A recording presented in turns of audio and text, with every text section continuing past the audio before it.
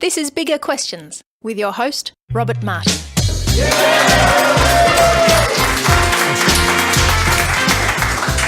Welcome to Bigger Questions, recorded live in the city of Melbourne. Today's big question: what does Minecraft teach us about God? We're asking this question today to James Garth. James is an aeronautical engineer, a fellow of ISCAST, which is an organisation for Christians in science, and the father of Minecrafting boys. And he joins me now. Please welcome James Garth. Thanks, Rob. Pleasure to be here. Well, James, welcome to Bigger Questions. It's great that you can be here. Now, James, Minecraft is a sandbox video game created and designed by the Swedish game designer Marcus Notch Pearson. And your boys love playing the game? They do. And I must say, my boys, Wesley, Daniel and Evan, they are the pros at the game, okay? I'm not a pro, I'm not a noob, but I'm somewhere in between. But you play the game yourself as well? I have played the game before, not as much as I would have liked. Okay. Although I must say I see a lot of parallels between the game and the stuff that I do for a job, which is 3D computer-aided design. Okay. So I feel quite at home within the game. Okay, you don't get away with playing Minecraft at work? No, I think it's the other way around. I think people are training a young generation in computer-aided design without them knowing it. Okay, right. I think that's happening. You've even been along to a Minecraft event as well. What happened there? So last year we went to see Dan TDM, who is a YouTuber. He's a full-time guy that makes professional YouTube videos, mostly about Minecraft and some other games too. And this was a room full of 5,000 screaming kids and their parents down at the Melbourne Convention Centre. Right, yeah. And we actually watched this guy live, and it was very entertaining. Yeah. So, yeah. And you had a great cool. time. It was a good time. Well, anyway, to kick off Bigger Questions, we like to ask a couple of smaller questions. We do try to have a bit of fun on the show. Today we're talking with James Garth about what the video game Minecraft teaches us about God. So, James, our smaller questions today to you are: how much do you know about Minecraft? Now, do you feel qualified? I'm going to rest on the knowledge that my sons have given to me for this interview. I did talk to them all before I came on the show. Okay. So hopefully some of that's rubbed off. You've prepped up. Okay, there's two questions. I'll do my best. Two questions, both multiple choice. Question one: how long did Marcus Notch Pearson take to develop the alpha version of the game? The very first version released on the 17th of May, 2009. Was it A, 3 hours, one night in a bath? Was it B, 6 days? Was it C, 3 months? Or D, 2 years? How long did he take to develop the alpha version of the game? That's quite important. So this is the early days of Minecraft. I'm not really across it, but I'm going to go somewhere towards the middle. Yeah, that'd be a good idea. C probably is what I'd kind of go for. Maybe a bit more towards B. Yeah, B! That's right, yes, yeah. B is correct. Yeah, Pearson began work on what is now Minecraft on May the 10th, 2009, amending the product in increments until the May 16. The alpha version of Minecraft made its public debut the next day on the 17th of May. Now, so it's interesting that the genesis of Minecraft was created in just 6 days. And then he rested. Do you think he rested and said it was good? I think he probably did, yeah. Yeah, well, actually, I don't think he did. I think he developed it. Spent the next several years continuing to develop and improve it. Okay, we'll move on. Question 2. Minecraft is a phenomenally popular game. As of January 2018, over 144 million copies have been sold across all platforms, making it the second best-selling video game of all time. Which is the only video game to have sold more copies? Was it A, Wii Sports, B, Super Mario Brothers, C, Tetris, or D, Microsoft Excel?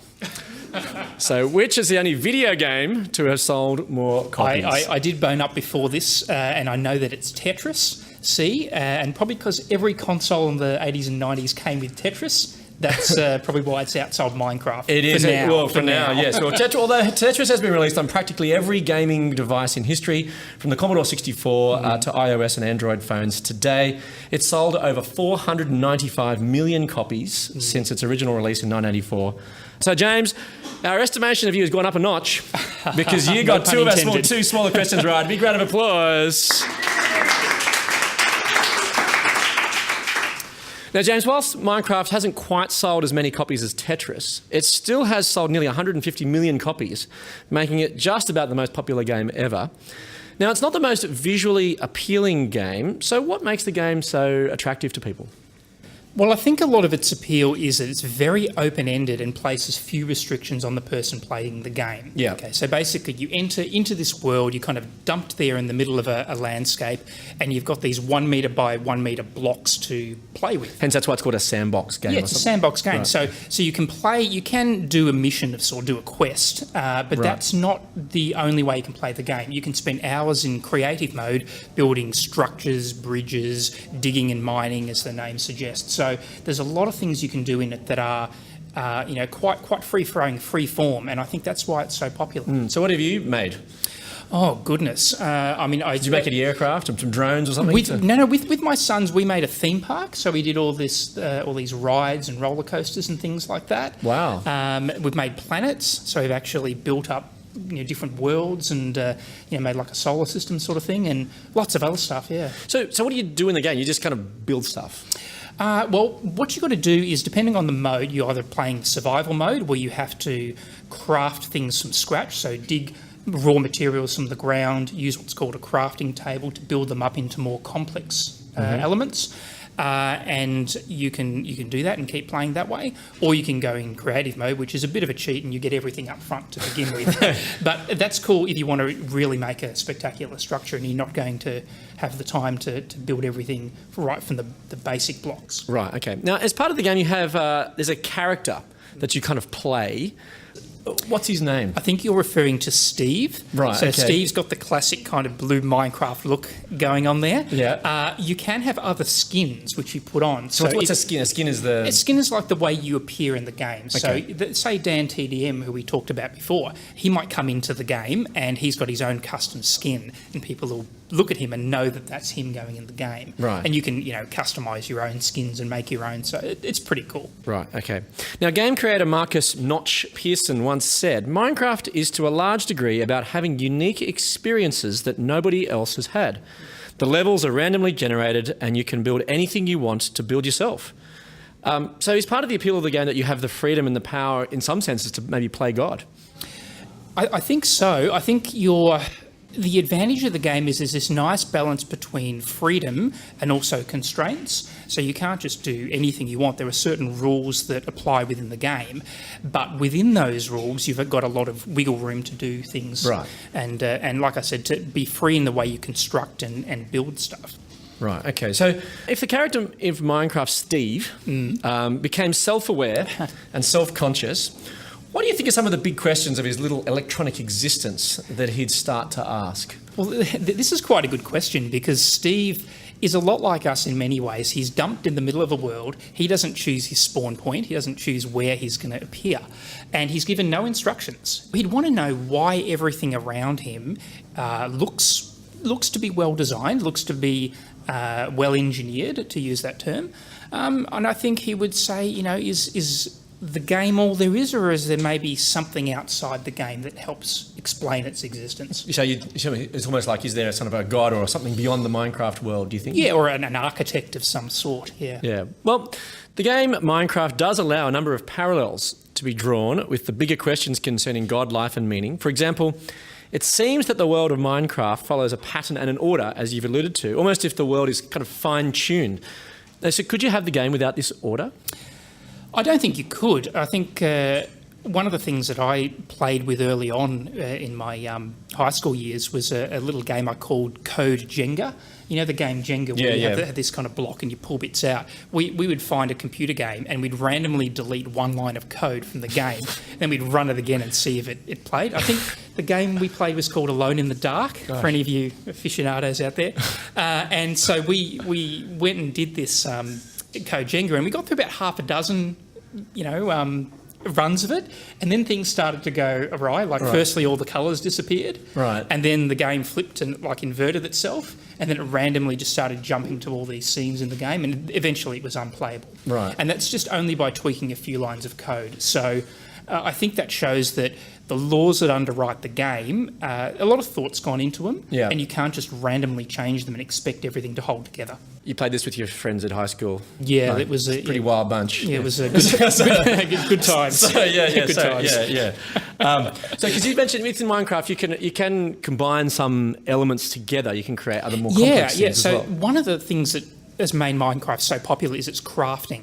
Okay, you start off with a whole bunch of basic elements like dirt, cobblestone, or iron ore, or whatever. And if you just had those elements, it'd be okay, but the game wouldn't be really interesting. It'd be like our universe if it just had hydrogen, helium, oxygen, and a few things kind of floating around. Like, okay, that's impressive, but you can't really make anything really Well, you wouldn't have information any human rich. life, for example. Well, to give you an example, H2O, right? We all know water is 2 hydrogens and 1 oxygen. The only reason that's the case is because when you put these atoms together, the electrons in the outer shell share their shells. They kind of combine and create what's called a covalent bond. Now, if they just bounced off each other and didn't form that bond, well, we wouldn't have something called H2O, and you and I wouldn't exist. So in Minecraft, the analogy is when you put these building blocks together, you can craft them into something more. Right. And that enables you to do really cool stuff in the game, and it makes it interesting. But that also reflects a deeper underlying order as well, that the Yeah, game absolutely. maker has actually built into the game, so to speak. Yeah, the game maker has built some amazing stuff in there, and that's what makes it fun to play and challenging, and it gives it its variety and richness. Now, a more controversial connection perhaps would be to suggest that there is order or even fine-tuning in our universe. Now, interestingly, agnostic scientist Paul Davies once said concerning the laws of nature that scientists are slowly waking up to an inconvenient truth: the universe looks suspiciously like a fix. So much so that atheist scientist Sir Fred Hoyle, the distinguished cosmologist, once said that if it was if a super intellect has monkeyed with the physics. So is there the same kind of fine-tuning or perhaps order in our universe, do you think? Look, I think that's a really good question to ask, and I've been reading up on this recently with Luke Barnes's book, A Fortunate Universe, and he put some very persuasive evidence on the table that worthy constants of this universe, just different by a little degree, then would not be able to support life as we know it. And I guess the same does definitely apply within Minecraft, but it's almost even deeper than that, and that's that the laws themselves permit the formation of more and more interesting structures as they go along. Okay, so you need to explain, well, why does it look like the constants are precisely determined, but also why are the laws configured in such a way that they allow this kind of wonderful and bountiful universe to sort of unfold. So I think while I'm not trying to prove God with any of this, I'm trying to give us a way of understanding, using Minecraft, what it would be like to be a creator of the game, and maybe that's a way we can think of a version of God that we can understand and relate to. Now, questions come through on our text line from our live audience here, which is, if God engineered the world, why are there so many bugs? Is God a bad engineer? This is a really interesting one, and I asked my sons about this, and I think it was Wesley who said that you can ask Mojang or petition them to do various things in the game to fix bugs or add extra features, but it's not always as simple as just making a tweak and everything's fine. Everything comes with a bit of a cost. So you might give someone an ability that sounds good in theory, but it actually wreaks havoc in the game if you implement it. Right. Things like command blocks was a controversial example where you could have an incredible amount of power. So I think that, yes, there's stuff in the game that is difficult to understand in our world, things that are evil and suffering and that. And there are monsters in our world like there are in the game of Minecraft. There are real monsters. But it's not simply a matter of changing a few things and everything works out okay. There's the bigger impacts by messing with the source code. So in some ways you need to know the source code to understand how serious these bugs actually are. Yeah, sure. There could be reasons for those bugs that we just don't understand. Yeah, and I think long term, I see our world as a creation that's still unfolding and it's still moving forward. Like if you look at Minecraft, they do put bug fixes in and they do put upgrades into the game. So the creators do listen to feedback and put that into the game. And, I'm open to that being the case with our world too. So you just mentioned about users petitioning Mojang, who are the creators of Minecraft. Yeah. Is that a bit like prayer, perhaps? They've sort of prayed to the designer for them to fix the problems in the game? I kind of think it is. Right. And maybe, people get together and, up comes this upgrade. But it does raise the question, though, can Mojang answer the prayers of everyone all at the same time? People want different features in the game. And some of them would be mutually contradictory. Well, some would, and maybe, like I said, some would enable people to have a lot of power and perhaps wreck parts of the world as well.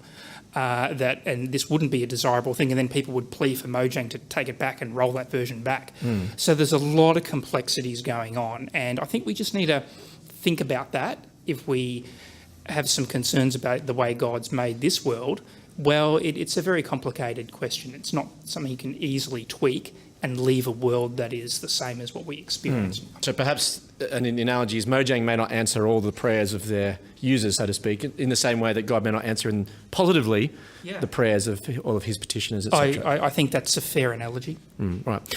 What about the really big parallel, though, between Minecraft and God? The big question of, is there a creator? Now, Notch is known as the Minecraft game creator. Yeah. Is that significant?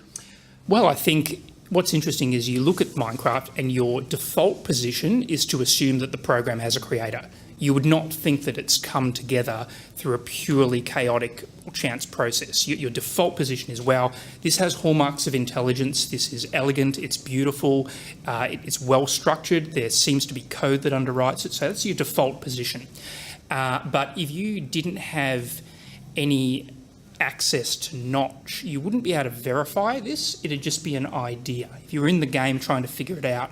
If you're Steve. Yeah, if you were Steve, you could reason to a certain point and be pretty confident that there was something, but you might lack some details about what Notch's character was like. So do you think you could have a world without a creator?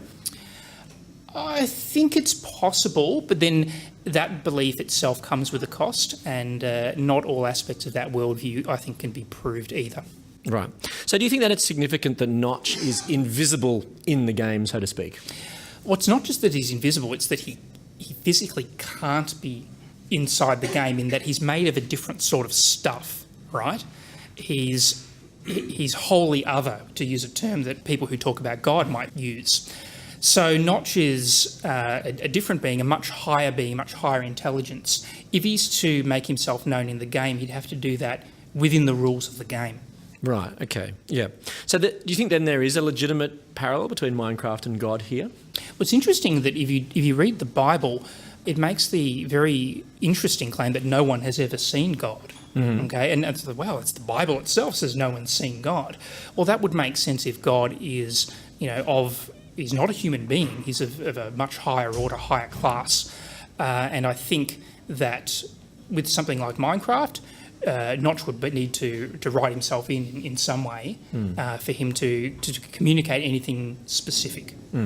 Although we do know the creator of Minecraft. His name's Notch, as we've talked about, and he lives in a very big house in Beverly Hills in the United States. Yeah. But we don't have the same access or certainty of a creator of the universe, though, do we? I think if you're just talking about what I call natural theology, which is just looking at the world around us, you can get to a certain point. A certain point of understanding some minimal facts about what the Creator might be like. But I think the reason that I'm, say, a Christian and not just a believer in God is because I think a little bit more has been communicated about God than just what you can see by observing the universe. Well, maybe we have a look at that extra bit has been communicated now. Sure. Now, today's big question is, what does Minecraft teach us about God? And surprisingly, even though the New Testament was written 2,000 years before Minecraft, the Bible itself can help us answer this question. In the opening verses of the Gospel of John, which is one of the 4 biographies of Jesus' life that we have, John 1:14 says, "The Word became flesh and made his dwelling among us. We have seen his glory, the glory of the one and only Son who came from the Father, full of grace and truth." So, James, what's the significance of this? John has already been speaking about the creative power of the Word. So what do we make of it when he says that the Word became flesh and made his dwelling among us? See, this is where I think something like Minecraft can be really powerful, in that it can help us visualise concepts that are otherwise quite difficult to understand. Yeah. You're talking about what Christians call incarnation, which is God dwelling within human form and making things known to us. The equivalent in Minecraft would be Notch putting on the skin, so to speak, and going in and walking around in the game. And he actually has done that. You can see YouTube videos of him walking around and sharing things to people in the game, right? And Dan TDM does that, and all these other YouTubers can get in the game and do that. I can understand that. I can relate to that. I think that's a healthy way, actually, of approaching the mystery of Jesus, in that the mind of the Creator has made itself known within a person who's written into the rules of the game. So the word became block. Yeah, so to speak, the word became skin. put on a skin and dwelt among us. Now, John writes that we have seen the glory of the Word. Now, the glory of a Minecraft player is perhaps the creations that they make in the game. Yep. What do you think is the glory of the Word of God? His character and his life. I mentioned before, the idea about there being evil in the world, just as there's monsters in Minecraft, there's monsters in the world. Well, Jesus didn't shy away from that sort of thing. He didn't pretend it was an illusion or ask you to get over it. He actually suffered deeply, and he suffered on our behalf. So that seems to me to be a creator who is very intimately involved and cares for his creation, not someone who's written a program and walked away from it. And lives in a multi-million-dollar mansion. In Beverly Hills, yeah. I suppose also the glory of the Gospel of John in particular is also perhaps he's seen in his death, which is where you see that ultimately expressed. Absolutely, yeah. And I think that's where he's experiencing the full measure of what the shadow side of the game is. Or in some respects, it's also quite profound because he's also experiencing the wrath of the monsters, so to speak, that are in his own creation. Yeah, that's right. Yeah, so he's willing to die for them. He's like taking on the Ender Dragon. That's right. Now, John goes on to write in chapter 1, verse 18 of his Gospel, and as you've already mentioned, James, no one has ever seen God, but the one and only Son, who is himself God and is in closest relationship with the Father, has made him known. Now, so the Bible says that no one has ever seen God. So the Bible, as you said before, it doesn't seem to expect that we're going to be able to see the creator of the game ordinarily. I think this is really interesting because a lot of people say, I'd believe in God if I could see him. But what we're talking about is something that, in a sense, can't be seen because it is bigger and grander than our, slice of reality that we experience. And of a different order, as you mentioned A different before. order, yeah. I mean, he can make himself known in the same way that a programmer can inject a bit of new code into the game, and that's not a problem for the programmer. So it's easy, in a sense, for a programmer to do that, especially one as intelligent as Notch. Okay, so yeah, look, I think it's just helpful to think of God in those terms rather than something that is within material reality. Now, James, you've trusted in this God as revealed in the words of the Bible. So how has it changed the way you play the game of life? The game of life. Look, I think that, like I said before, if you have a view that this is an unfolding creation that's ultimately good, that gives you some inspiration to keep going if times are tough, that things that might be painful and might be terrible, actually, they are things that will in time pass. And this is something that I find encouraging. I feel more encouraged than if the whole thing were a chaotic assembly of bits thrown together by an assembly line of lunatic robots.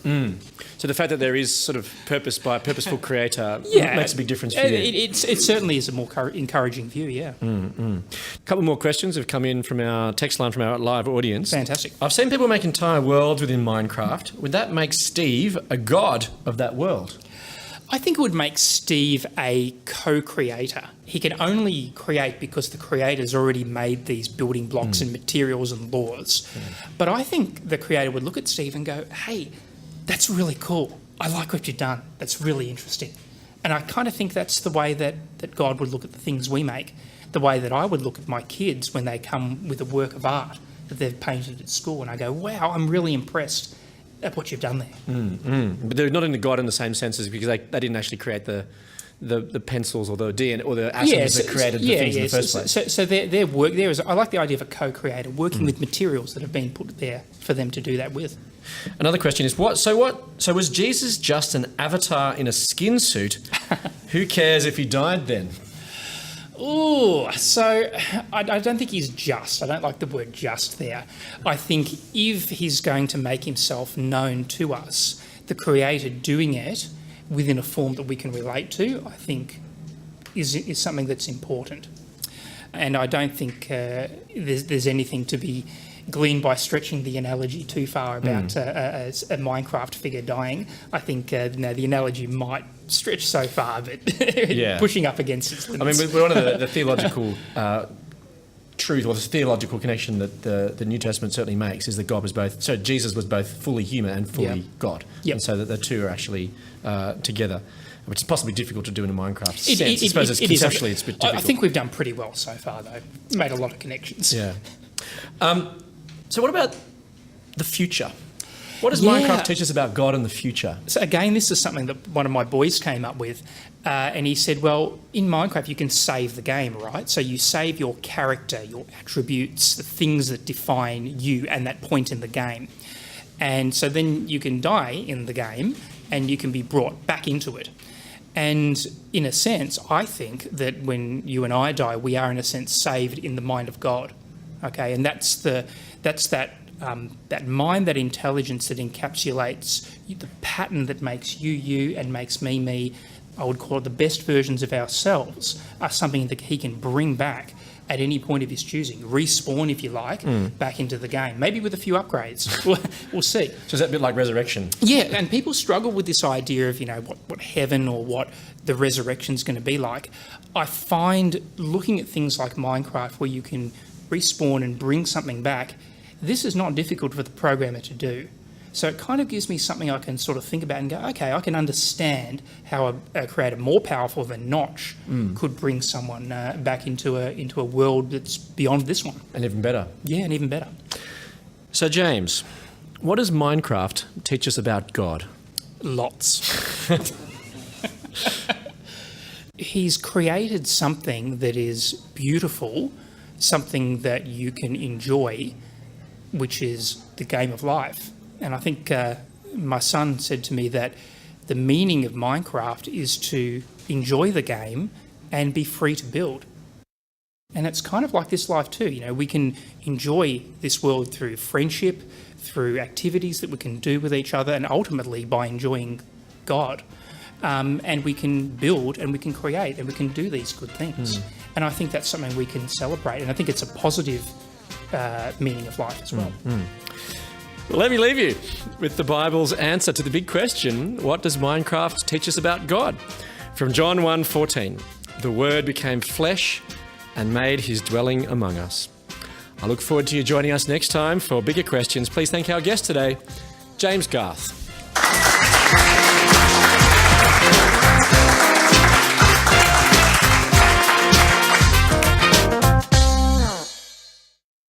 Enjoy bigger questions? You can help us keep asking them for as little as $1 a podcast. Support the show. Go to patreon.com/biggerquestions.